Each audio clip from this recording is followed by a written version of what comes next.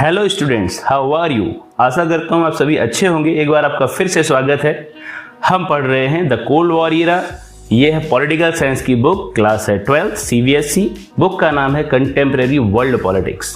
आज हम डिस्कस करेंगे इसका तीसरा टॉपिक। दो टॉपिक हम पहले ही से डिस्कस कर चुके हैं, व्हाट इज कोल्ड वॉर और why cold war has been started. ये दोनों पार्ट एक ही वीडियो में हैं, तो कंफ्यूज ना हो। दो वीडियो नहीं आए हैं, अभी सिर्फ एक वीडियो आया है और ये उसका नेक्स्ट वीडियो है। और आज हम डिस्कस करेंगे differences between USA and USSR।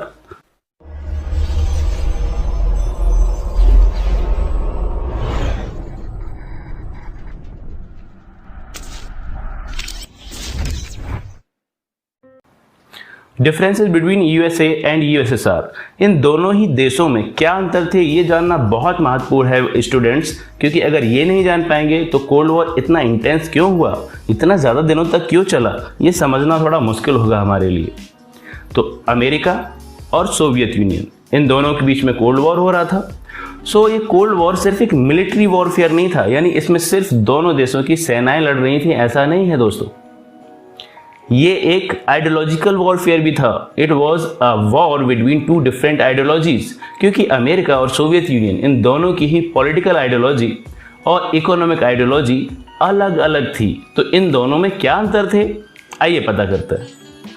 Political ideology जो अमेरिका फॉलो करता था उसको कहा जाता है लिबरल डेमोक्रेसी, जबकि सोवियत यूनियन के द्वारा जो पॉलिटिकल थ्योरी अप्लाई की गई थी उसका नाम था कम्युनिज्म। और साथ ही साथ दोनों देशों की इकोनॉमिक आइडियोलॉजी, आर्थिक विचारधारा भी अलग थी। जो अमेरिका फॉलो करता था उस आर्थिक विचारधारा को कहा जाता है कैपिटलिज्म, जबकि जो USSR फॉलो करता था उस आर्थिक विचारधारा को कहा जाता है सोशलिज्म। अब इन दोनों में, मतलब इन चारों में क्या अंतर है, आइए जानते हैं। तो इन दोनों देशों की जो राजनीतिक विचारधारा थी, पॉलिटिकल आइडियोलॉजी थी, उसमें क्या अंतर है वो जानते हैं। अमेरिका के द्वारा जो पॉलिटिकल सिस्टम फॉलो किया जाता था उसको लिबरल डेमोक्रेसी कहा जाता है। ये डेमोक्रेसी का ही एक प्रकार है। लिबरल डेमोक्रेसी में क्या होता है कि एक से ज़्यादा पार्टीज होती हैं, राजनीतिक दल एक से अधिक होते हैं और कोई भी व्यक्ति इन राजनीतिक दलों को बना सकता है, इनका हिस्सा हो सकता है और वो चुनाव में हिस्सा ले सकता है। और जो लोग हैं वो भी स्वतंत्र हैं, वो किसी भी व्यक्ति को जो चुनाव में खड़ा हुआ है उसको वोट दे सकते हैं या फिर चाहें तो खुद भी चुनाव में खड़े हो सकते हैं और जीत सकते हैं। जबकि दूसरी ओर जो USSR फॉलो करता था उसको कहा जाता है कम्युनिज्म। यहाँ पर जो गवर्नमेंट होती है उसमें सिर्फ एक ही राजनीतिक दल को फंक्शन करने का अधिकार होता है और वो होती है कम्युनिस्ट पार्टी उस देश की।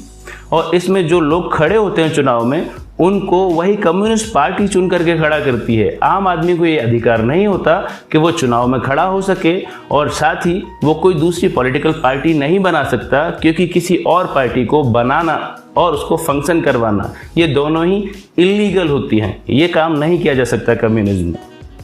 अब अगर इसकी परिभाषा जानना हो तो कम्युनिज्म की परिभाषा है the political idea that based on the belief that all people are equal and that money and property should be equally divided. तो सुनकर कैसे लगता है कि सभी लोग बराबर हैं, और वैसे देखा जाए तो ये विचारधारा में सब लोगों को बराबर समझा जाता है और सभी को बराबर अधिकार दिए जाते हैं, पर हकीकत में ऐसा है नहीं। आगे जानते हैं कि आर्थिक विचारधारा में क्या अंतर है दोनों देशों की। तो USA जो आर्थिक विचारधारा को फॉलो करता है उसको कहा जाता है कैपिटलिज्म, हिंदी में कहते हैं इसे पूंजीवाद।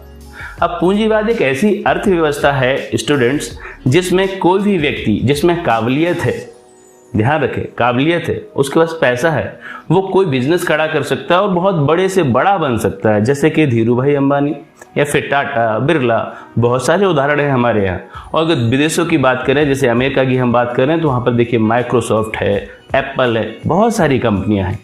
तो व्यक्ति खुद बिजनेस कर सकता है और वो कितना भी बड़ा बन सकता है, कितनी भी प्रॉपर्टी खरीद सकता है, यानी कि कोई भी व्यक्ति प्रॉपर्टी ले सकता है, प्रॉपर्टी रख सकता है और बिजनेस चला सकता है। यह है कैपिटलिज्म यानी कि पूंजीवाद। दूसरी ओर जो सोवियत यूनियन फॉलो करता था उसको कहा जाता है सोशलिज्म।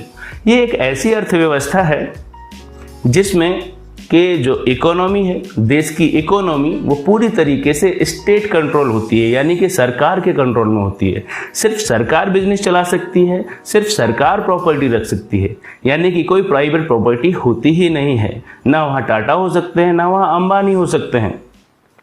वहाँ रेलवे, बस, फैक्ट्रीज, इवन जो खेत होते हैं उसमें जो खेती है, एग्रीकल्चर, सब कुछ स्टेट के द्वारा कंट्रोल किया जाता है।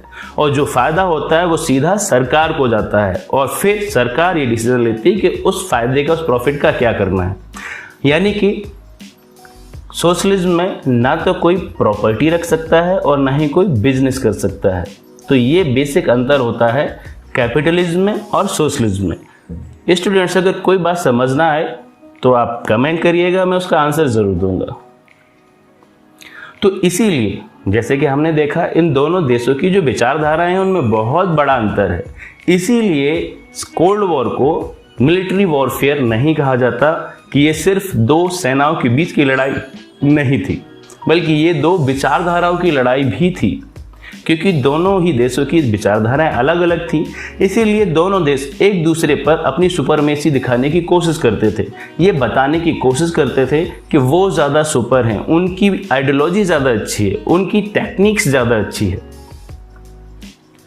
अगर एक मिनट के लिए सोचें, अगर सोवियत यूनियन जीत जाता ये कोल्ड वॉर, तो वो ये कहता कि कम्युनिज्म ज़्यादा बेटर होता है लिबरल डेमोक्रेसी से, और सोशलिज्म ज़्यादा बेहतर होता है कैपिटलिज्म से। और यही उल्टा, अगर यूएसए जीतता, जो कि जीत ही गया, तो सभी ने मान लिया कि liberal democracy is better than communism and capitalism is better than socialism, और ये प्रूव हो गया। तो इसीलिए कहा जा रहा है स्टूडेंट्स कि ये वॉरफेयर मिलिट्री वॉरफेयर नहीं था, बल्कि दो डिफरेंट विचारधाराओं की भी लड़ाई थी। अब आपके लिए एक क्वेश्चन, अब आप मुझे बताइए कि भारत में कौन सी अर्थव्यवस्था को फॉलो किया जाता है? क्या हमारे यहाँ पर पूंजीवाद है या फिर हमारे यहाँ पर समाजवाद है, कैपिटलिज्म है या फिर सोशलिज्म है? कमेंट में बताइएगा। दोस्तों, ये आपके लिए बोनस कॉर्नर है। मैं कोशिश करूंगा कि हर एक वीडियो में आपके लिए ये थोड़ी सी जानकारी एक्स्ट्रा लेकर के आ सकूं, क्योंकि ये बुक का हिस्सा नहीं है और इससे जुड़ा हुआ कोई प्रश्न आपसे नहीं पूछा जाएगा आपके एग्जाम में, पर इनकी जानकारी रखना आपके लिए बहुत फायदेमंद हो सकता है। तो ये लिबरल डेमोक्रेसी क्या है वो जानें और याद रखें, और साथ ही साथ डिफेंसिव डेमोक्रेसी क्या है वो जानें और याद रखें। तो दोस्तों, ये जो लिबरल डेमोक्रेसी है ये रिप्रेजेंटेटिव डेमोक्रेसी होती है, जिसमें जो इंडिविजुअल है, एक आम आदमी है, उसका बहुत ज़्यादा ख्याल रखा जाता है। एक आम आदमी की लिबर्टी और प्रॉपर्टी, इनको प्रोटेक्ट करने के लिए कानून बनाए जाते हैं।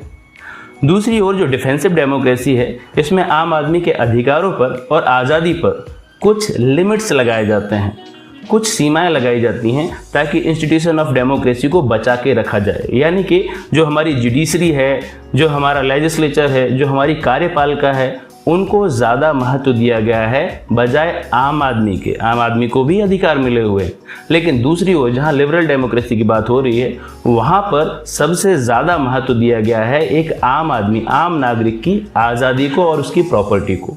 तो लिबरल डेमोक्रेसी ज़्यादा जोर देती है इंडिविजुअल लिबर्टी एंड प्रॉपर्टी को, वहीं जो डिफेंसिव डेमोक्रेसी है ये ज़्यादा जोर देती है इंस्टीट्यूशन ऑफ द डेमोक्रेसी, यानी कि डेमोक्रेसी को ज़्यादा महत्व देती है।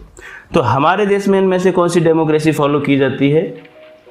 चलिए ये मैं बता देता हूँ, हमारे यहाँ पर डिफेंसिव डेमोक्रेसी को फॉलो किया जाता है।